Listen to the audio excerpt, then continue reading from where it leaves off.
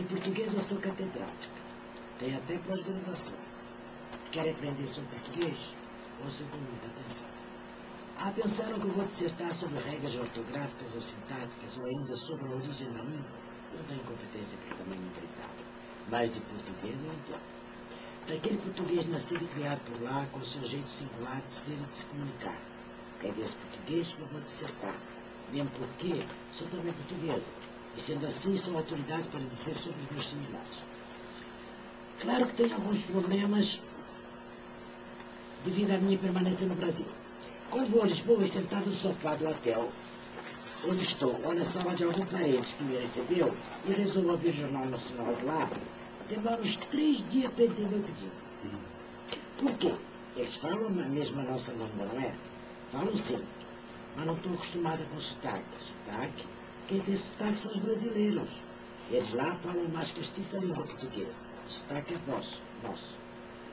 Porém, se fosse só o som, era até mais fácil de entendê-los. Não é não? É muito mais. É a construção das frases, a maneira de dizê-las, tudo é diferente. Ao ler nos jornais de Lisboa crônicas de excelentes cronistas, eu fico sem saber se eles estão sendo irônicos ou simplesmente sinceros. As notícias de acidentes cotidianos também são escritas de forma completamente diferente do que são aqui no Brasil. Bem, até aqui eu vos descrevi o que eu, portuguesa, que sou, sinto quando a Portugal vou. Mas isso é muito pouco diante do que vou-vos contar nesta minha aula de português. Acreditam que certos dias, estando por lá, meu filho que lá residia me liga e pede: mãe, o papel de parede que você escolheu para o restaurante está em falta. Venha até aqui escolher outro. Pega o táxi. Deu-me o endereço. E eu fui para a esquina da Avenida de Roma e fiz sinal para um táxi que imediatamente parou. Dei o endereço ao taxista. Ele, muito admirado, me diz: a senhora vai pagar muito mais caro por esta corrida? Bastava atravessar a Avenida de Roma, do lado lá à direita, e pegar um táxi do outro lado. Eu vou ter que fazer um longo retorno na Retunda. Eles chamam retorno de Retunda. E vai ser muito mais caro. E acrescentou: ai, as mulheres. Humildemente lhe disse: desculpe, eu não conheço esse lado da cidade, não moro aqui.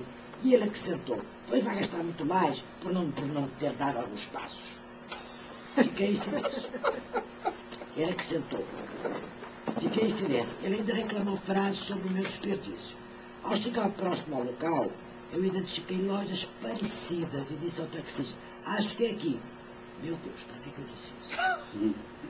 Ele imediatamente retrucou: a senhora me deu o endereço da rua e o número da porta. Não é lá que vai? Timidamente respondi: é. E logo adiante, ao chegarmos, ele saiu do carro, abriu a minha porta e, como se fosse um gentil inglês, me disse: pois a senhora aqui está, no endereço certo, entendeu? Tenha um bom dia. Para mim, aquele não era o mesmo português que me chamou de perdulária. Era o mesmo português sendo outro. São assim os portugueses, de uma sensibilidade contundente. Outra vez que fui visitar a lindíssima cidade de Guimarães, onde nasceu Portugal, fui visitar o castelo de Dom Henrique, obra arquitetônica medieval impressionante. Chovia muito. Até o penúltimo andar, nada era pago. Porém, eu e meus amigos queríamos visitar o último andar, onde ficam as ameias. E aí sim, era pago. Dirigi-me à mesa do português que vendia acesso e pedi-lhe 5. Ele olhou para mim e perguntou: 5 por quê?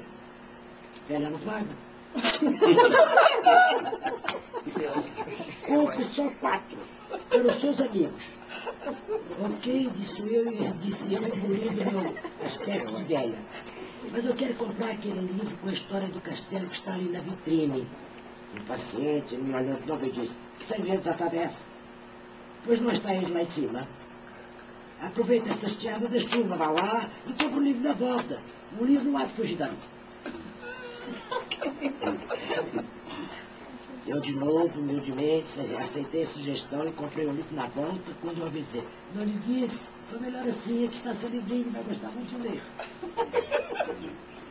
Não era o mesmo homem que declarou que eu era velho com todas as letras. Era o mesmo português sendo outro português.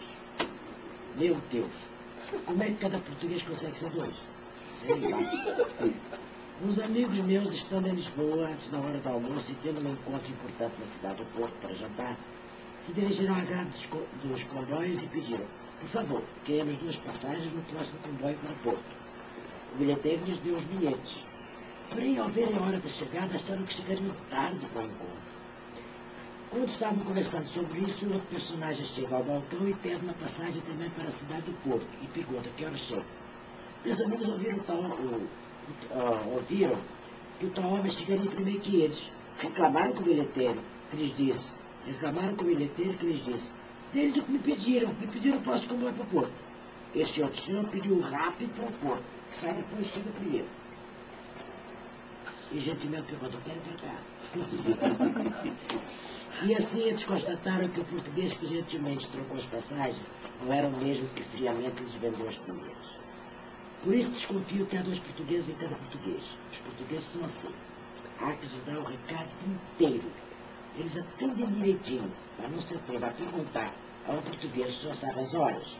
Ele dirá apenas sim. Portanto, insista. Por favor, que horas são?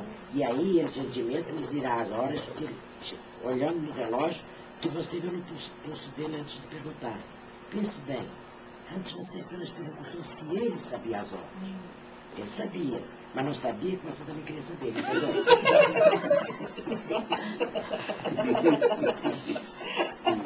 Mas depois de perceber os portugueses, quem sabe?